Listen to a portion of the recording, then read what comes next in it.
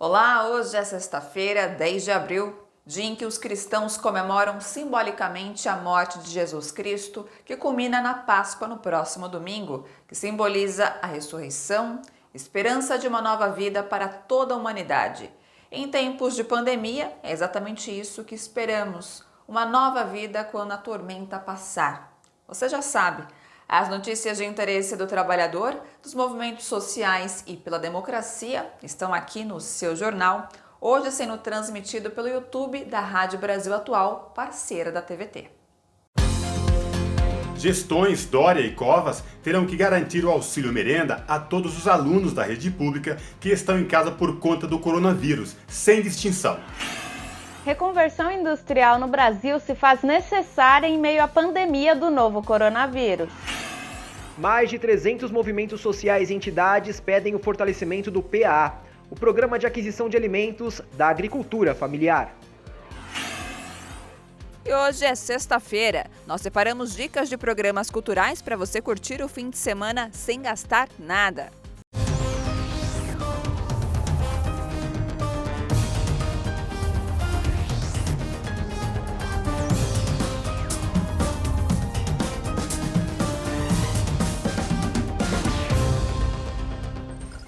Em busca de apoio à agricultura familiar, centenas de entidades pedem auxílio de R$ 1 bilhão para o setor.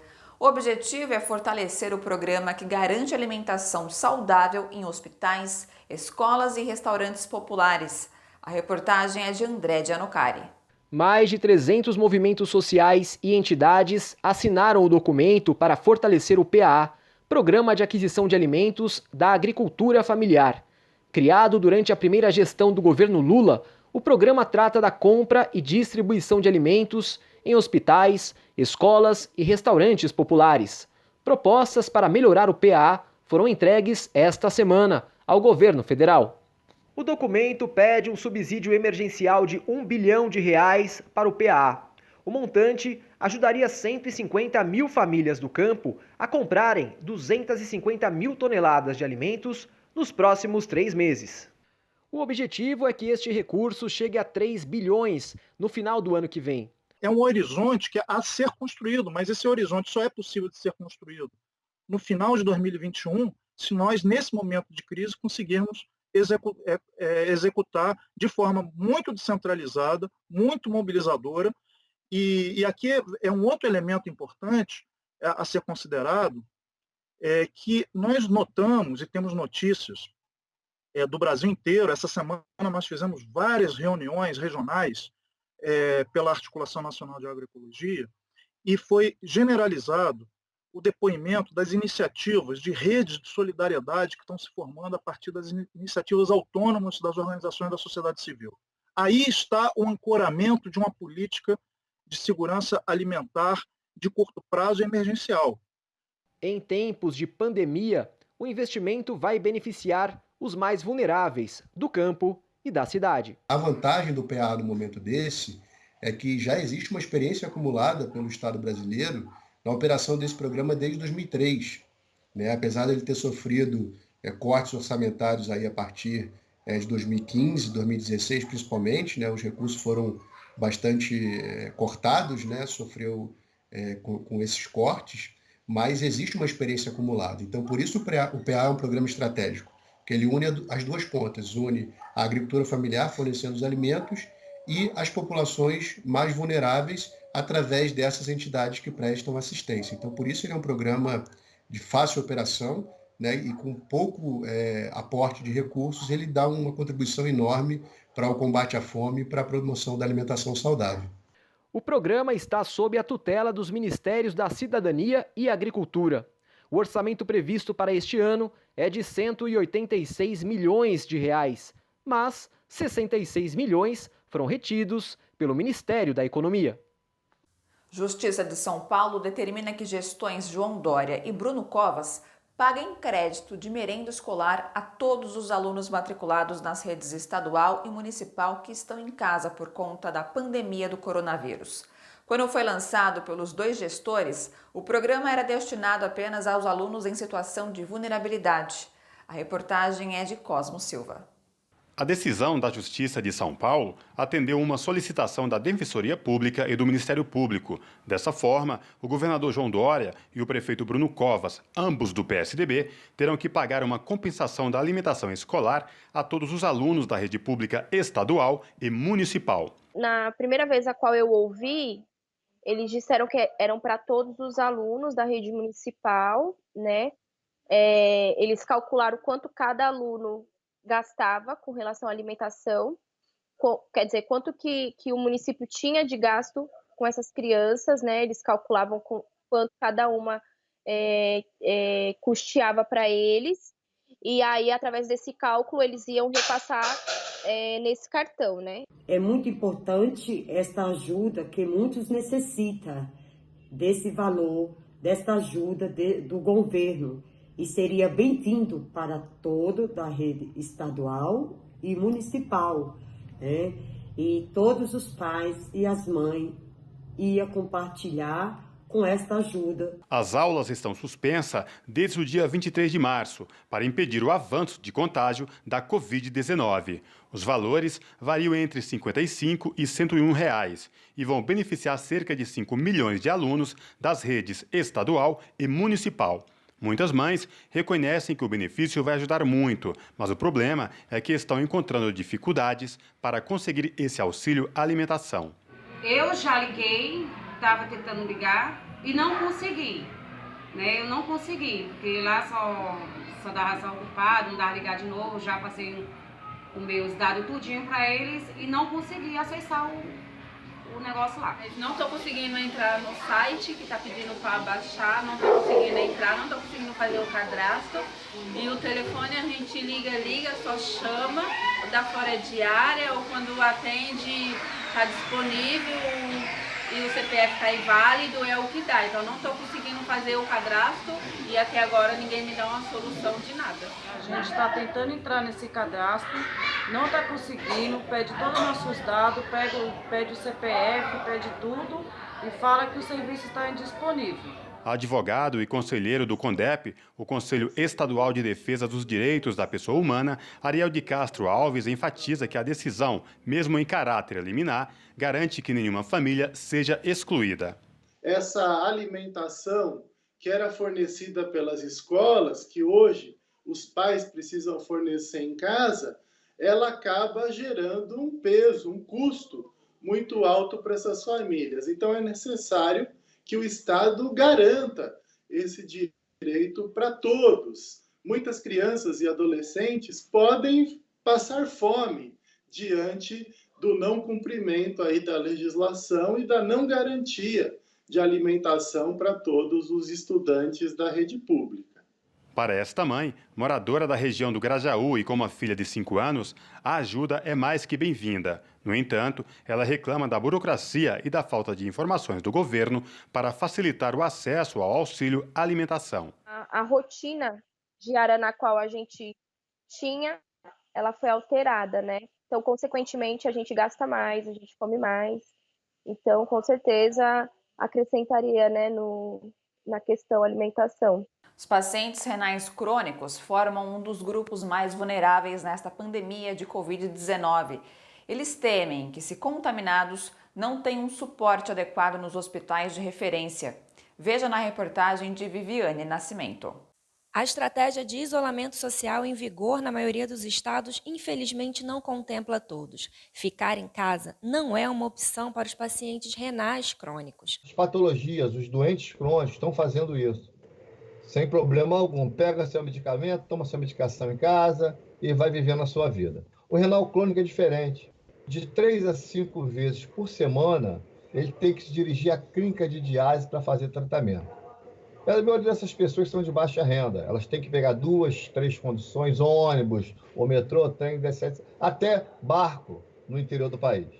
São mais de 130 mil pessoas realizando diálise no Brasil, em média 200 pacientes por clínica, tendo que realizar o tratamento de 3 a 5 vezes por semana, e em muitos casos, utilizando o transporte público. Estou preocupado com esse vírus, entendeu?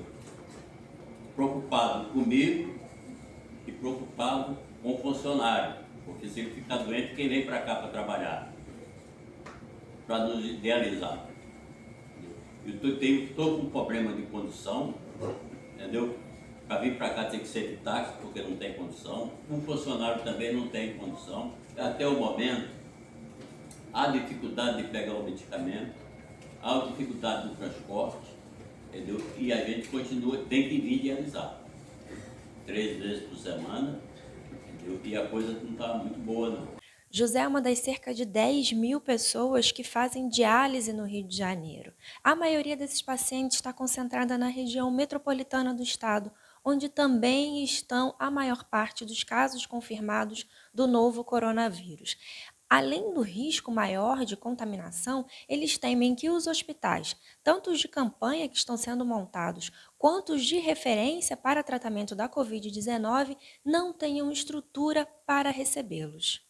Tem que existir, né, um local nesses hospitais de campanha, né, nesses hospitais próprios para tratar do paciente contaminado com Covid, que exista, que o renal crônico seja internado e rapidamente tenha um suporte para ele para diálise. Ele não vai poder se locomover para outro lugar para fazer diálise. Nós vamos poder ficar carregando de um lado para outro para fazer diálise. Então a gente tem que ter a garantia do suporte de diálise para essas pessoas. Eles não terem que retornar para a clínica para nenhum outro local para fazer hemodiálise.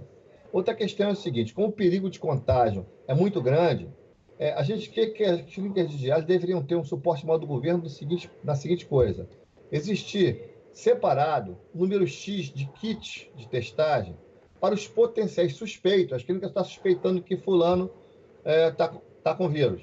Então vamos testar rapidamente ele. Gilson explica que esse é um público que normalmente já enfrenta problemas de falta de vaga nas clínicas e burocracia nos repasses de verbas. Agora, pedem ao governo federal medidas urgentes para a garantia de suas vidas.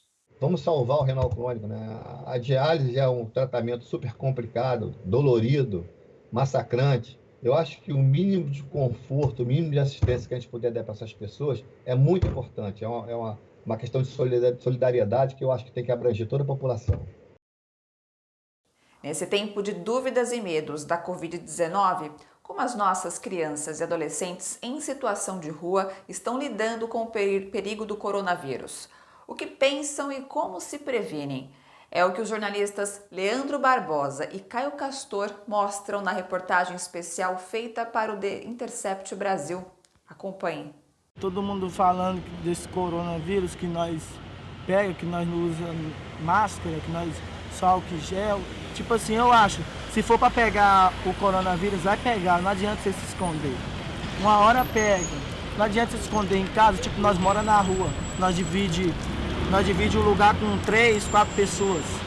Tipo assim, se for para pegar, vai pegar nos 4, nos 3, porque não tem como nós dormir em casa se nós não tem casa, nós temos que dividir com os outros. Entendeu? Aí, por isso, se for para pegar o corona, tá difícil. Nós até manguear na escola, não tem ninguém na rua para manguear. Enquanto nós vem para cá para manguear, para comer alguma coisa, ninguém dá.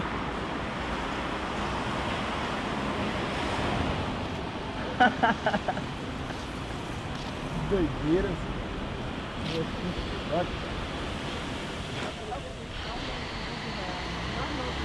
Aí eles querem que nós entre em quarentena. Por que eles não pegam um prédio desse daí, ó?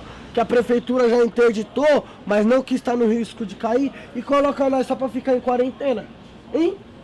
Da água, da alimentação. Não faz isso, o prefeito não faz isso. Sabe por quê? O que o prefeito quer? O prefeito quer dinheiro no bolso dele. É, só isso. O prefeito quer dinheiro no bolso dele.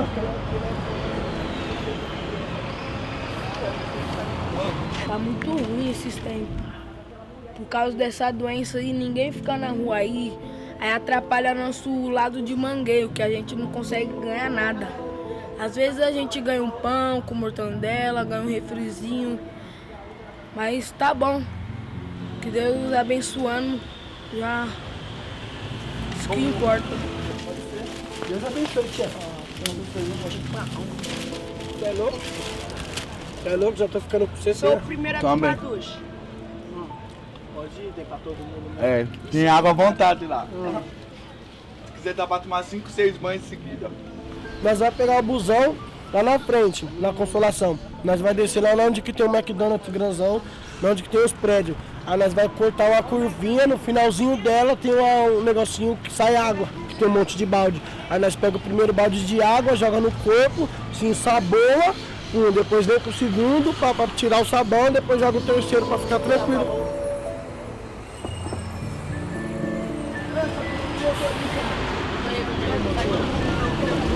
Todo mundo, vamos. Deus abençoe. Deus abençoe. Tamo na balada, eu fã de moleque, rosto forrado, cheio de dinheiro. Na balada, eu fã de moleque. Deus abençoe a vida de vocês, a paixonamento de vocês. Ei, já falaram pra você que eu sou rica de mulher?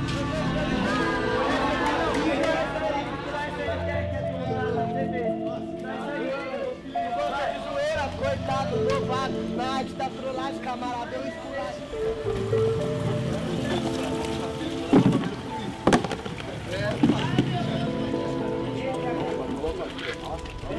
É o cheiro pra colocar ali no chão. Vai entender o que eu tô falando, caralho? Já era, mano, tá bom. Vai com esse, passa o sabonete no seu corpo. Calma, tem que lavar a mão primeiro, o senhor falou.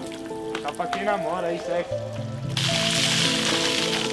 Ah, eu tô na rua porque decidi ficar na rua esses tempinhos, mas eu vou pra minha casa, se higienizar, falar pra meus irmãos, pra minha mãe, pro meu pai se higienizar também, passar álcool em gel, tomar banho bem, família toda limpinha.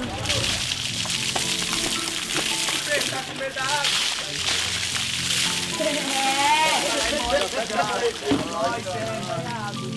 Para que dá o cigarro e não tá bom, mano.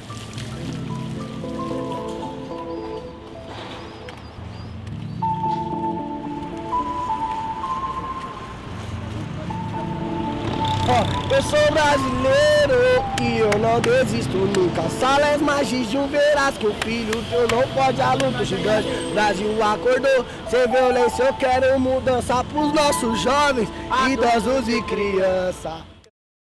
Em entrevista aos jornalistas Glauco Faria e Marilu Cabanhas, da Rádio Brasil Atual, o bispo de Mogi das Cruzes, Dom Pedro Luiz Stringuini, falou da importância do Pacto pela Vida e pelo Brasil, lançado esta semana por entidades como CNBB, Ordem dos Advogados e Sociedade Brasileira para o Progresso da Ciência. Primeiro que Deus faz a sua parte, nós temos que fazer nossa, temos que ser responsáveis. Depois você estava comentando, e eu também, sobre a união dessas entidades grandes, CNBB, OAB, ABI e também a Comissão Arnes, que voltaram, depois de décadas, a se unir para defender a vida e defender a democracia. Décadas atrás, essas entidades estavam juntas para recuperar a democracia. Depois nós nos acostumamos tanto com a democracia que cada um foi para o seu lado. E agora, com a democracia, mais uma vez, tendo ameaça, essas entidades de novo em defesa da vida. Isso é muito bom. O Jair Bolsonaro tem sido comentado no mundo inteiro, a tal ponto que uma revista de direita, a revista Salom, publicou um artigo onde compara Jair Bolsonaro ao pastor Jim Jones, que nos anos 70, mais precisamente em 1978, Jim Jones cometeu um suicídio coletivo onde levou à morte mais de 900 fiéis, inclusive crianças. A revista The Economist, a revista mais influente do mundo, a revista inglesa mais influente do mundo dos negócios e da economia, colocou um texto dedicado exclusivamente a Jair Bolsonaro, colocando que ele é insano, inclusive que boicota o seu próprio governo, boicota as recomendações do seu Ministério da Saúde. Sendo assim, Bolsonaro tem sido motivo de piada no mundo todo. A irresponsabilidade de Bolsonaro leva muitas pessoas à morte. Tivemos aqui o caso de uma militante bolsonarista que teve a avó agora contaminada pelo Covid. E em uma de suas publicações ela disse que o Covid não mata. Agora está desesperada, pedindo que todos orem por sua avó. Vamos orar que a sua avó se recupere, mas que ela aprenda a lição, que isso não é brincadeira, que isso não é uma gripezinha, né? Isso que veio como a questão do Covid-19, e aí muitas pessoas questionam por que na China eles estão conseguindo controlar. Conseguiram controlar porque eles fizeram isolamento forçado, fecharam toda a cidade de Wuhan e também a província de Hubei, onde fica a cidade de Wuhan. E outra coisa muito comum na China, que talvez as pessoas não saibam, é que aqui no Brasil ainda se manipula muito dinheiro. Em vários lugares do mundo se usa a nota, o papel moeda. E na China eles já estão abolindo há um bom tempo o uso de papel moeda, o uso de papel, de nota, de papel, circulação. Eles usam um aplicativo chamado WeChat que paga as contas. Você não precisa se utilizar de dinheiro e nem mesmo de cartão de crédito. Eu cheguei a ser informado que até moradores de rua se utilizam de um QR Code para que as pessoas doem dinheiro através do celular. A pessoa monitora o seu QR Code, o QR Code desse morador de rua e repassa um dinheiro para ele. Coisas da tecnologia. Não à toa que os chineses estão conseguindo combater o coronavírus de uma forma eficiente. Mas a forma eficiente requer, sim, isolamento social. Então, fique em casa. Estamos num período muito perigoso de contágio no Brasil e especialmente no estado de São Paulo, que é o estado mais afetado. Não acredite em histórias da carochinha. Não acredite nessas histórias de cloroquina. Como eu comentei ontem, a cloroquina pode ter um papel importante, sim, mas ainda está em fase de teste. Tem pessoas que se dão bem e tem pessoas que se dão mal. Não acredite em Jair Bolsonaro, que boicota, inclusive, o seu próprio ministro da Saúde. Neste momento de pandemia, o governo Bolsonaro fez o oposto do que o país precisa. Editou uma medida provisória que reduz a renda do trabalhador e provoca demissões. Para reverter isso, o Partido dos Trabalhadores lançou um programa que tem como lema Ninguém Demite Ninguém. A reportagem é de Camila Piacese. O projeto emergencial foi apresentado no Congresso e visa garantir o emprego e a renda de todos os trabalhadores formais no Brasil. Nós temos que pensar na defesa da vida, na defesa da segurança das pessoas que nesse momento estão enfrentando perda de renda, perda de emprego. Então, por isso, o PT articulou um enorme programa que vai apresentar agora ao Congresso, está apresentando ao Congresso, junto com os partidos de oposição. Sob o lema Ninguém Demite Ninguém, o programa prevê que os trabalhadores de micro e pequenas empresas que ganham até 3 salários mínimos terão seu salário integral pago pelo governo. Já os demais receberão uma parte paga pelo governo e outra pelas empresas. Para isso, nós queremos destinar 610 bilhões de reais, 8,5% do PIB, que é mais ou menos o percentual que está sendo gasto pelos países capitalistas centrais. Nada de extraordinário. É o que precisa de ser feito nesse momento. Nesse momento, o governo tem que gastar. Metade desse recurso vai para garantir renda mínima, para garantir salário. Nós temos que pensar nos trabalhadores com carteira assinada, os trabalhadores formais. Então, isso é para atendê-los. Não podemos permitir o oportunismo no momento que exige de nós união e comprometimento de trabalho e renda. A verdadeira defesa da economia, ela passa pela garantia dos direitos dos trabalhadores e das trabalhadoras, seja do campo, seja da cidade. Na prática, a proposta é uma emenda global que seria incluída na MP 936, editada por Jair Bolsonaro, devido ao novo coronavírus. A medida provisória 936 permite não apenas a redução da jornada de trabalho, mas a redução de salário e ainda a possibilidade de encerrar um contrato por um acordo individual. Então é uma proposta absurda, por isso que o Partido dos Trabalhadores apresenta uma emenda substitutiva global que ela não permite de forma alguma, a possibilidade de encerrar um contrato. Veja agora como fica o tempo para este sábado em São Paulo e outras cidades. Céu claro e de sol em boa parte deste sábado em São Paulo. Máxima de 23 graus e mínima de 14. Não chove. Umidade relativa do ar em média de 70%. Índice ultravioleta muito alto. Situação parecida em São Bernardo do Campo. Sol com aumento de nuvens a partir da tarde. Sem chuva. Com máxima de 23 graus e mínima de 15. Já em Mogi das Cruzes, o dia amanhece nublado com aberturas de sol no decorrer do dia, sem previsão de chuvas. Máxima de 23 graus e mínima de 16. Em Brasília, o sábado será de temperatura elevada com pancadas de chuva isoladas que poderão ser fortes. Máxima de 28 e mínima de 18 graus. O grupo conhecido como OPEP+, que reúne a Organização dos Países Exportadores de Petróleo e aliados, chegaram a um acordo que prevê a redução na produção diária de petróleo. Com isso, o preço do petróleo pode subir em meio à pandemia. A Organização dos Países Exportadores de Petróleo e Países Aliados, um grupo chamado de OPEP+, decidiram reduzir a produção global de petróleo em 10 milhões de barris por dia. O acordo prevê esta redução nos meses de maio e junho. A informação é da agência de notícias russa TASS e da rede de televisão privada argelina Enahar TV. A Organização dos Países Exportadores de Petróleo não informou formalmente este acordo, nem especificou como o esforço seria compartilhado entre todos os países. Já o presidente americano Donald Trump afirmou que o grupo está perto de um acordo. Trump conversou com seu colega russo, Vladimir Putin, e o rei Salman, da Arábia Saudita. Em março, os preços do barril de petróleo caíram bruscamente depois de serem atingidos simultaneamente por uma guerra de preços entre Rússia e Arábia Saudita, na qual os dois países aumentaram a produção e pela paralisação da economia global desencadeada pela pandemia do novo coronavírus. Como diz o ditado, a fé remove montanhas, principalmente em tempos de pandemia. Na Alemanha, a tradicional missa da Sexta-feira Santa foi acompanhada por fiéis de uma forma diferente.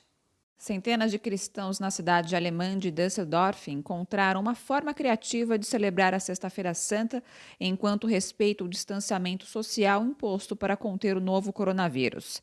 Eles acompanharam o culto ecumênico em um drive-in em um grande estacionamento. A cerimônia foi realizada por padres católicos e pastores evangélicos.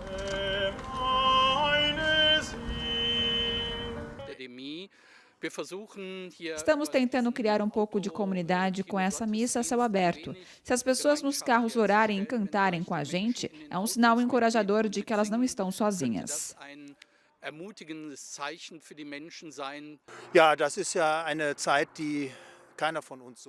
Este é um tempo que nenhum de nós vivenciou ainda, não sabemos como sair dele. Estar juntos em comunidade pode nos ajudar a encontrar esperança.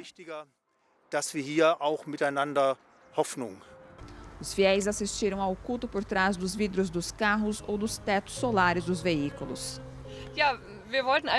Quisemos aproveitar a oportunidade de participar de uma missa de Páscoa e fazer algo diferente do que assistir online. A Alemanha está em isolamento há quase 3 semanas. Muitos comércios e escolas estão fechados e as reuniões de mais de 2 pessoas estão banidas. Na quinta-feira, a chanceler alemã Angela Merkel pediu que a população tenha paciência. Os religiosos de Düsseldorf mostram que um pouco de criatividade também pode ser muito útil em tempos de quarentena. A Venezuela vive um bloqueio imposto pelos Estados Unidos e agora a administração de Donald Trump voltou a ameaçar o governo de Nicolás Maduro. A repórter do Brasil de Fato, Michele de Mello, conta mais detalhes. Nas últimas semanas, o governo dos Estados Unidos tem lançado uma série de acusações e ameaças contra o governo venezuelano. Primeiro, o secretário de Estado Mike Pompeo anunciou uma proposta de governo de transição para a Venezuela sem o presidente Nicolás Maduro e sem o deputado Juan Guaidó. O chamado Marco Democrático é um documento com 14 medidas que inclui o seguinte: a destituição da Assembleia Nacional Constituinte, um órgão plenipotenciário que foi criado através de um plebiscito popular em 2017 e teve mais de 7 milhões de votos. O documento também prevê a criação de um Conselho de Estado conformado pelos maiores partidos da oposição e que seria assessorado pelas Forças Armadas e deveria convocar novas eleições legislativas e presidenciais até o final do ano. Conforme cada um desses 14 pontos fossem sendo cumpridos, a Casa Branca promete que iria levantando progressivamente as sanções unilaterais impostas contra a Venezuela desde 2015. Os governos de Cuba, Rússia e China, além do Fórum de São Paulo, condenaram as ações do executivo estadunidense como medidas injerencistas, porque além de querer decidir o futuro de outro país, a Casa Branca ainda estabelece condições. Em seguida, o presidente Donald Trump também anunciou um operativo militar antidrogas no Caribe, enviando navios para cercar a fronteira marítima venezuelana, alegando que o país seria uma ameaça particular por sua suposta atividade narcotraficante. No entanto, o ex-diretor da Comissão da ONU de Controle de Drogas e Prevenção de Delitos assegurou que a Venezuela nunca foi uma rota primária do narcotráfico. Também, segundo dados do próprio Departamento Antidrogas dos Estados Unidos, a DEA, o maior fluxo marítimo de envio de cocaína da América do Sul para os Estados Unidos vem justamente do lado ocidental do Mar do Caribe e do Oceano Pacífico, ou seja, da costa da Colômbia e do Equador.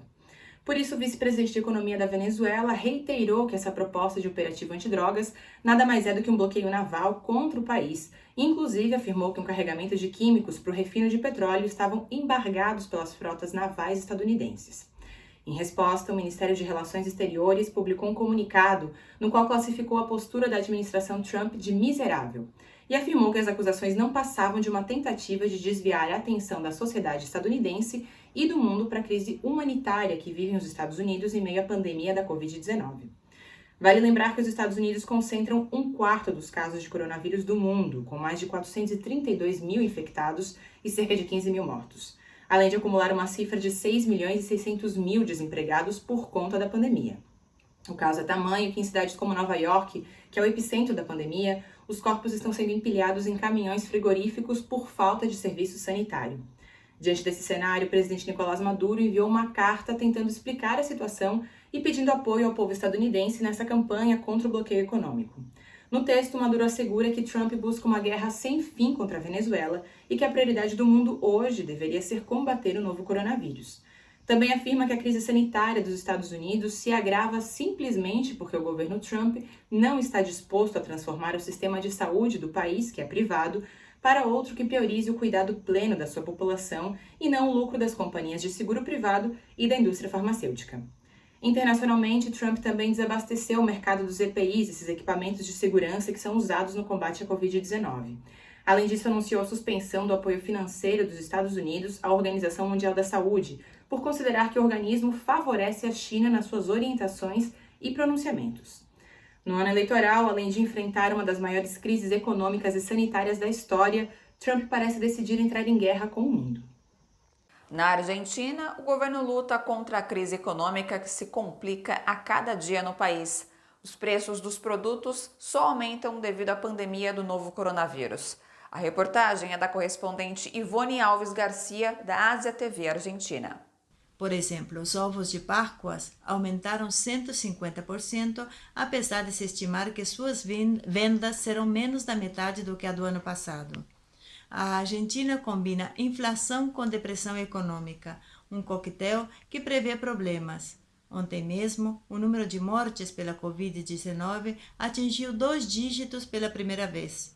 As pessoas que perderam a vida e começaram a mostrar um crescimento lento, mas constante. A ola de saídas para a costa argentina durante o fim de semana longo diminuiu. A pressão dos controles desencorajou aqueles que queriam viajar nesse feriado para a Páscoa. E em meio dessa situação, o governo está tentando parar as demissões. Hoje intimou a empresa de alimentos da Nica para não fazer demissões. Houve confrontos entre trabalhadores do frigorífico Penta, de propriedade de Ricardo Brussese, que demitiu 250 trabalhadores, e a polícia, que reprimiu um protesto. Enquanto a ajuda de 10 mil pesos ainda é adiada pela quantidade inesperada de pedidos e os protestos estão crescendo nas redes sociais por causa das exceções para poder recebê-lo. A urgência da situação exige que as medidas econômicas sejam mais profundas, quebrando o molde liberal. Mas os economistas de negócios parecem não entender que se trata de uma crise, como o próprio FMI disse, maior que a crise da Grande Depressão do ano 29 do século passado, e para isso não alcança com planos tímidos. Hoje, continua o debate entre aqueles que defendem a ideia de avançar com a abertura econômica e aqueles que prevêem que perderão o que ganharam e um desastre econômico igual ou maior quando a situação social explodir. Os bancos privados internacionais sempre foram os principais vencedores. Não dão um centavo de rentabilidade, não assumem o mínimo risco e aproveitam a oportunidade para continuar obtendo benefícios exorbitantes. Eles não fizeram os empréstimos solicitados pelo governo e isso que o próprio governo lhes deu dinheiro para esse propósito. Com a falta de insumos e equipamentos médicos hospitalares para combater o novo coronavírus no Brasil, uma ação emergencial pode ajudar a reverter esse quadro, a reconversão industrial. A reportagem é de Daiane Ponte. Desde o início da pandemia, o que se vê no Brasil é um governo minimizando os riscos do novo coronavírus. Enquanto isso, hospitais sofrem com a falta de insumos e equipamentos. Cenário que pode mudar rapidamente caso a indústria nacional passe a produzir esses produtos. A indústria brasileira tem know-how para isso, o Parque Tecnológico brasileiro sabe fazer isso, tem conhecimento sobre o assunto. A gente possui corpo técnico na universidade também plenamente capacitado para compreender e organizar o processo produtivo desse equipamento. Do ponto de vista técnico, não existe nenhum impedimento. Os impedimentos são de outra ordem.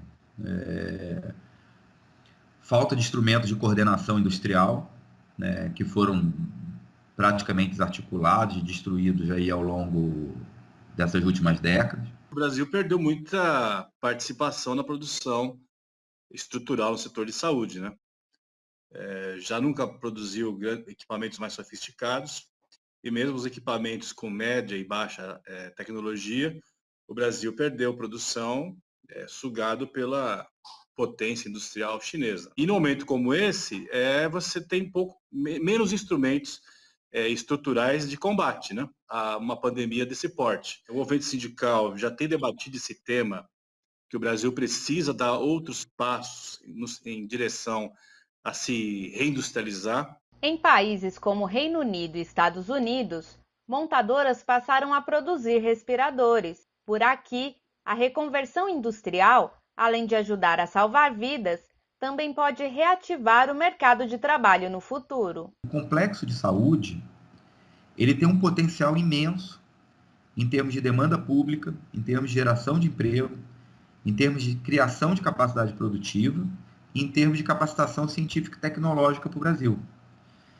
Então, eu acho que a pandemia deveria servir de lição didática para a gente olhar com cuidado para o complexo de saúde, não só como uma questão relacionada ao bem-estar da população, à saúde pública, mas também como um setor relacionado a um impulso científico-tecnológico, a uma possibilidade de adensar o tecido industrial brasileiro, a uma possibilidade de geração de emprego. Nesse primeiro momento, nesse curto prazo, esse trabalho da reconversão, ele vai estar empregando os trabalhadores que já estão empregados, mas garante uma certa liquidez para as empresas.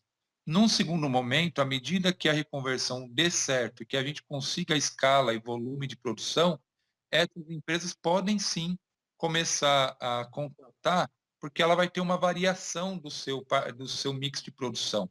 Algumas iniciativas para a reconversão industrial já estão acontecendo no país. A exemplo do Sindicato dos Metalúrgicos do ABC, que encaminhou um plano para empresas e para o governo do estado de São Paulo com sugestões para a reconfiguração da indústria local para a produção de materiais médico-hospitalares. A ideia é essa, fazer a reconversão do parque que está parado, para num primeiro momento atender e ajudar no combate à curva de crescimento do Covid-19. Por outro lado, você utilizando o parque que está parado, você também consegue fazer uma geração de riqueza no parque, né? Ele não perde o valor, acaba não perdendo o seu funcionamento, mas ele consegue gerar até algum tipo de receita para essas empresas. E também a gente vai se preparando no médio e longo prazo para internalizar grande parte dessa produção que hoje a gente depende de outros países, até exportar, ajudando outros países, né, que estão dependentes também desses insumos. A tendência da moeda do dólar é ficar valorizada em boa parte dos países, aqui no Brasil inclusive.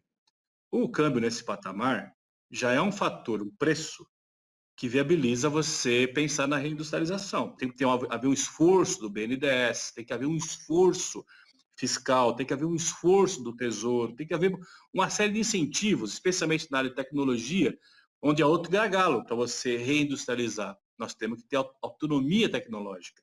Cerca de 25 milhões de pessoas devem perder o emprego devido à pandemia do novo coronavírus. Na Europa, sindicatos têm negociado, por exemplo, licença remunerada para garantir o emprego de milhões de trabalhadores. Mas, infelizmente, alguns patrões não têm pensado nos seus funcionários, afirma Walter Sanches, secretário-geral da Industrial. Tem uma parte das empresas que estão, nesse momento, tentando proteger os seus acionistas, né? Proteger a sua saúde financeira sem pensar nos trabalhadores. Então, isso é uma coisa lamentável, por exemplo, e aí eu diria no setor têxtil, né? Não necessariamente as empresas que têm acordo conosco, mas o setor têxtil ele tem uma característica que ele é formado por grandes marcas que não têm unidades produtivas próprias. Eles têm, na verdade, uma grande cadeia produtiva, sobretudo nos países da Ásia, né, mas também na América Central, na África, etc., no Oriente Médio, no Norte da África. E essas empresas são as que têm sido mais cruéis, porque elas cortaram seus pedidos, né, seus pedidos de fornecimento, e sequer estão honrando aqueles contratos de fornecimento que tinham anteriormente. Então, são milhões de trabalhadores, a gente tem uma estimativa em torno de 30 milhões de trabalhadores, né, na cadeia produtiva da indústria têxtil e de vestuário, e que estão com uma séria ameaça à sua própria sobrevivência, porque deixar sem pedido de fornecimento significa que as empresas fornecedoras vão quebrar. E elas quebrando, elas não têm como pagar os seus trabalhadores. Então, essa é uma ação urgente que também nós estamos discutindo em outros fóruns, com a ajuda da OIT, da Organização Internacional do Trabalho, para tentar buscar um compromisso que essas empresas assumam para garantir o emprego e a renda de milhões de trabalhadores. Como você já está acostumado, toda sexta-feira é dia de Diese. E hoje o comentário do diretor técnico do Diese, Fausto Augusto Júnior, é sobre uma reflexão da economia de Francisco voltada a um mundo mais justo e solidário. Vamos acompanhar a entrevista que ele deu hoje cedo na Rádio Brasil Atual, parceira da TVT.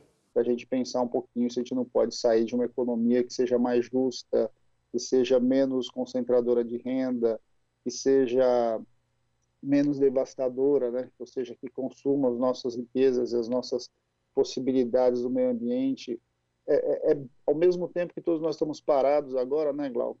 A gente olha aqui para o céu de São Paulo e vê que ele é mais azul, né? As nossas noites são mais limpas. Quer dizer, é possível você ter uma economia de baixo carbono, em que o consumo não seja a única razão para que a economia resista. Eu acho que nós estamos aqui vivendo no Brasil, inclusive, uma série de discussões sobre o que é mais importante, se é a vida ou se é a economia, ou seja, essa contradição precisa ser rompida, não faz o menor sentido a gente continuar fazendo discussões desse tipo. Quer dizer, as pessoas precisam sobreviver, a única razão da economia existir é para melhorar a vida das pessoas, né? É para isso que a gente trabalha, é para isso que todo economista que acorda de manhã e começa a fazer suas contas, trabalha até para isso. Se a gente não pensar numa economia que surja depois, que possa trazer um pouco mais de tranquilidade para as famílias, né?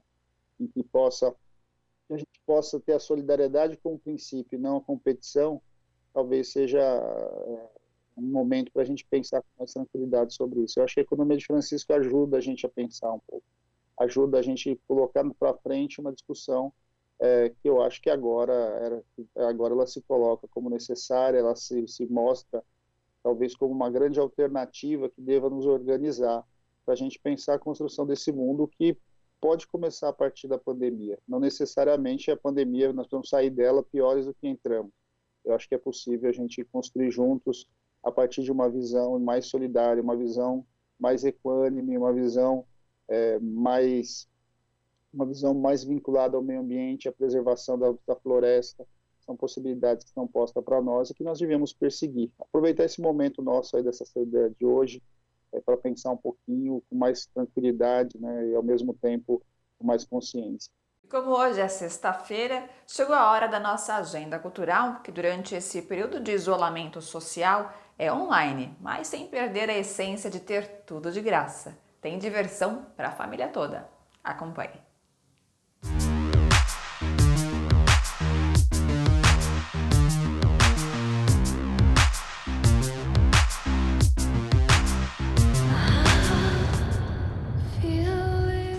O Cirque du Soleil, um dos grupos culturais mais aclamados do mundo, disponibilizou uma série de espetáculos para ver online. Nesta semana, o especial de 60 minutos traz atos das apresentações de Alegria, Cá e Cosa e pode ser acessado por meio do site oficial do grupo.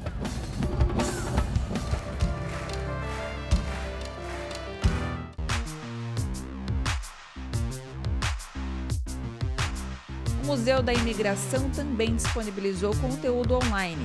No site é possível acompanhar a exposição O Caminho das Coisas, que traz ao público a experiência de redescobrir as histórias de algumas peças da coleção e quem as levou ao museu.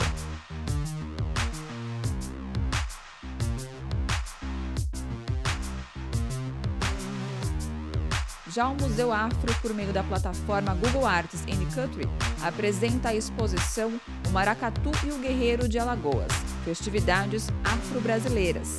Vestimentas e curiosidades da cultura do maracatu podem ser vistas em detalhes, sem sair de casa.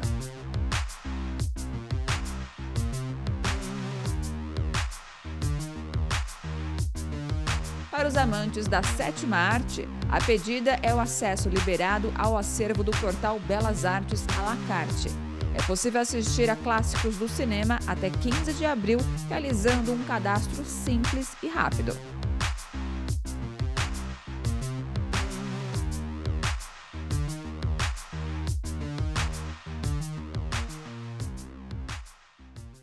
Confira agora fatos e imagens que marcaram a semana.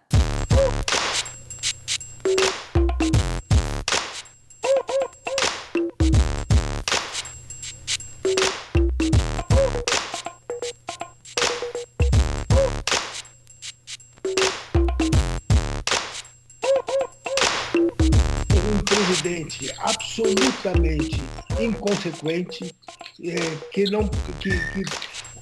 confunde, na realidade, a sua missão de governante com a sua carreira política exclusivamente.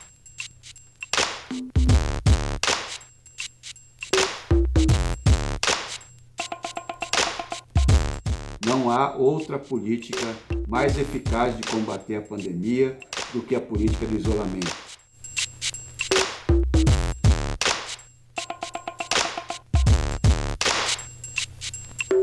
A edição do seu jornal desta sexta-feira está chegando ao fim. Muitos de nós já estão há alguns dias em isolamento social. Se isso nos tira a liberdade de ir às ruas, de encontrar amigos e abraçar, nos dá direito à vida. Porque quando estamos em casa, como está amplamente sendo recomendado por quem estudou e conhece e entende da saúde, estamos em segurança. Então, nessa Páscoa, para quem é cristão, ou neste final de semana comum para os que não são, aproveite para refletir sobre esse dom tão valioso chamado vida. Fique em casa. Se proteja e proteja aqueles que estão lutando bravamente para combater essa pandemia. Segunda-feira, nós temos um encontro marcado e estamos de volta, porque a luta por direitos humanos e democracia continua sem trégua.